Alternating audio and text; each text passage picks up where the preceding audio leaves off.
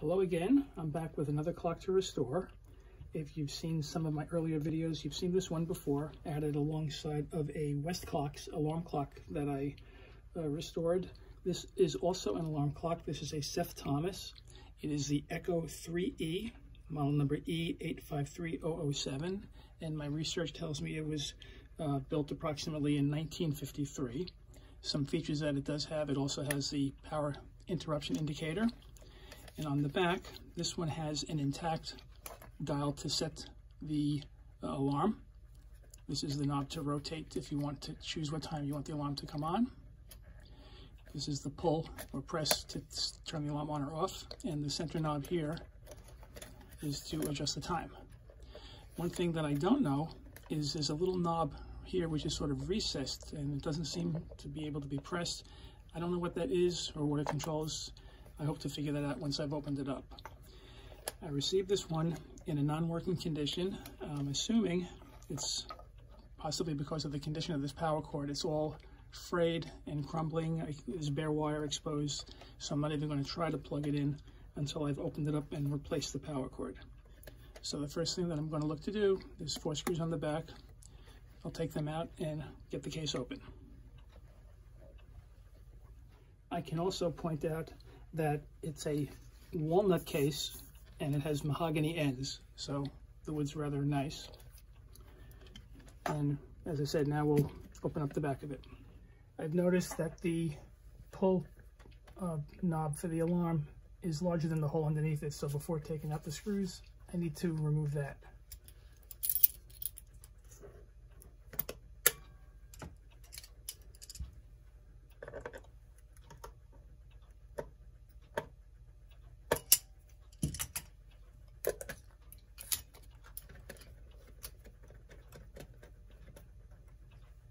Now I can remove the 4 screws. The screws are out. We'll lift up the back and see what we have.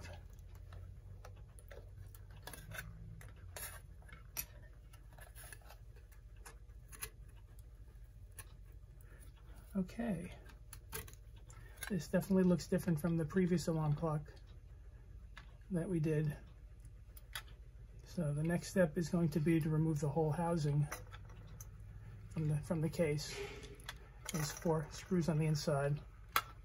I'll take those out next and then get the whole thing out of the case.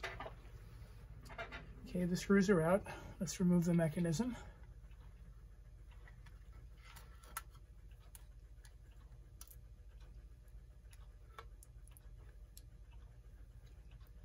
Okay, I did notice a little washer here that was on this knob. I still don't know what this thing does, but we'll put that aside.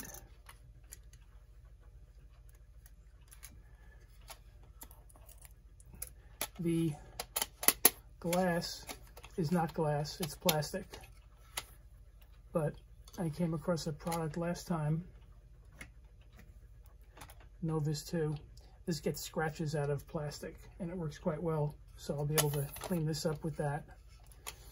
And the brass rim is held to the case with these tabs, so I'll remove that because I like to polish that up as well. You can probably do the same to the feet. But what I'd like to do next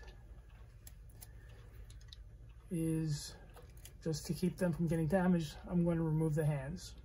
Let me work on that and we'll come back. Before doing that though, I want to remove the power cord because it's kind of in the way. And I'll just cut it around here and I'll figure out later how close in I want to make a permanent cut. But this way, at least, not only will it not be in my way, but the constant manipulating of it minimizes the pull on these wires, because if I break these off of where the coil is, then I can't fix it. And now we'll get back to work on getting off the hands. I'd like to point out a couple of things. One is that the hands are on very tight, so I'm going to apply some WD-40 around them to loosen them up. Another thing is, I really like the design of these hands, very Art Deco. But one thing I'm not happy with is what seems to be common with Seth Thomas is they have the second hand underneath the hour and minute hand. And this one, because it's bent, perhaps part of the design, but as a result, it's been rubbing the dial, and you can see the circle that it has scraped going around. I can probably adjust it so it doesn't scrape anymore, but I'm not going to be able to probably remove this. It's probably the paint that's been scraped off. Another thing about Seth Thomas is they stamp the manufacturing dates on the parts on the inside.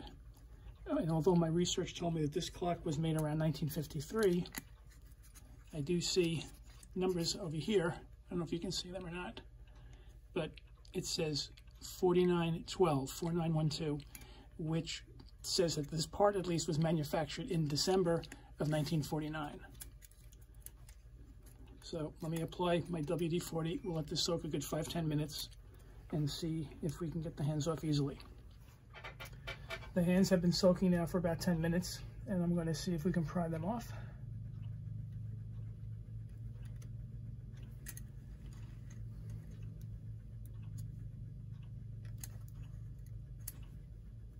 There's one.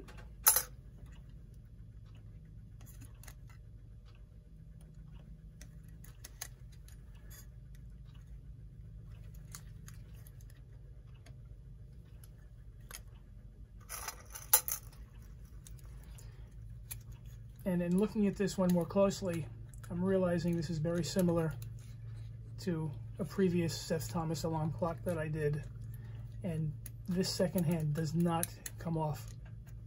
There's a little washer that sits over it, that comes off. This is actually attached to a gear that's on the inside, if I recall. What is different though is this particular face is mounted on these little metal tabs that are holding it in. So I'm going to bend them back and try to lift off the face and see if the second hand comes with it, as I suspect. I've bent the tabs, and let's see if we can remove this.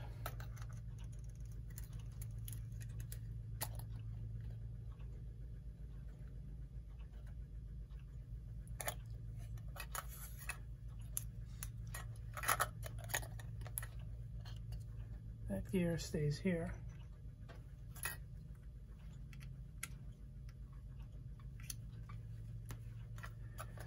But this gear is pretty much permanently attached, I think, to the second hand. If I use a lot of force, I can probably pry this off, but at the risk of bending the dial, it's not worth it. I can clean up around it with this in place. So we'll look to do that. This also has the power interruption indicator here. And that's a different design than what I've seen elsewhere.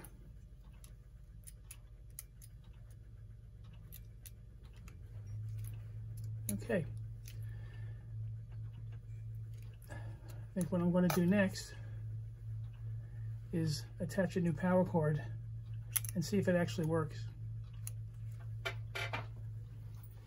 What I've done is stripped away some of the insulation here, and these are the really old wires that actually have cloth covering on the wire. You can see here as I'm kind of winding it away, and I'll peel some of this stuff back on both of these and hook up a new power cord, and I'll just have to wrap this up with electrical tape, because way up on the inside here some of the insulation is still kind of crumbling, and I just don't want any of it to fall apart. I've attached a new power cord. I reseated the face and the second hand, and now we'll turn it on. And it's working. So what I want to do next is, because this is the kind of clock that's not using an oil-filled rotor, the gears in here are rather clean. I might just lightly lubricate them a little bit.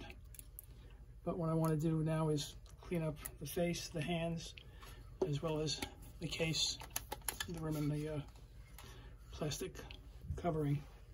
So we'll clean up all of that, and then we'll come back. I've cleaned up the dial. This is as good as we're going to get it. And the hands.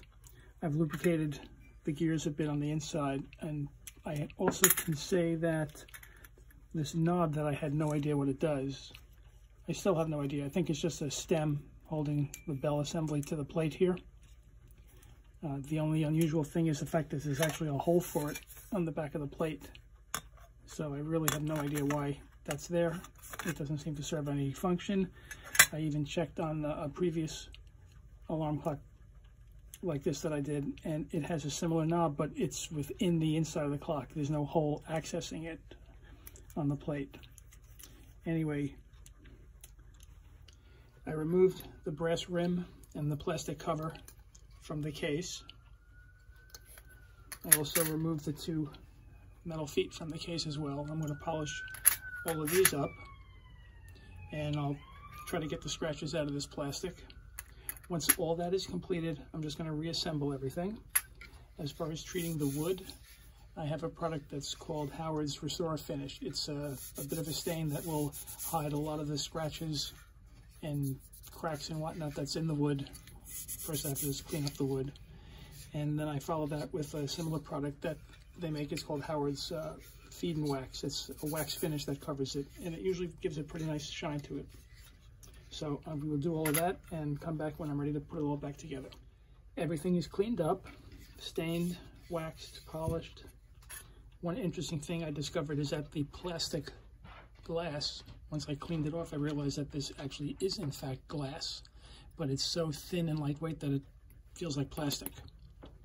The next step would be placing the rim and the glass back onto the frame, the face and the hands onto the mechanism, attaching a new power cord, and then looking to synchronize the hands with the alarm setting. So let me do all that and then I'll come back. I placed the mechanism back into the frame. I have the front plate on with the rim. I've attached a new power cord, placed a knot in it so that it doesn't get pulled off the back. And now we'll just seat everything.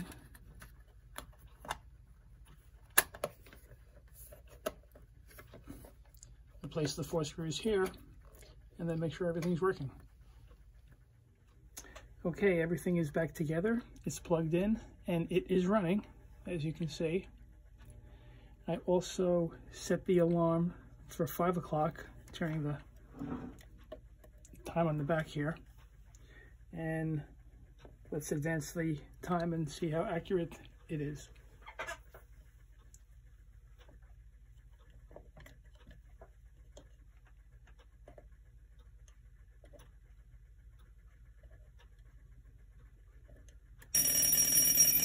About 10 to 5 it rang, which I guess isn't too bad. But anyway, there you have it. A Seth Thomas Echo 3E clock. According to the date stamped on the inside, it was built around December of 1949. And that's pretty much it for me and alarm clocks for the time being. I'll see what else I can come up with. If you've enjoyed the video, feel free to check out some of my other ones. And that's pretty much it for now.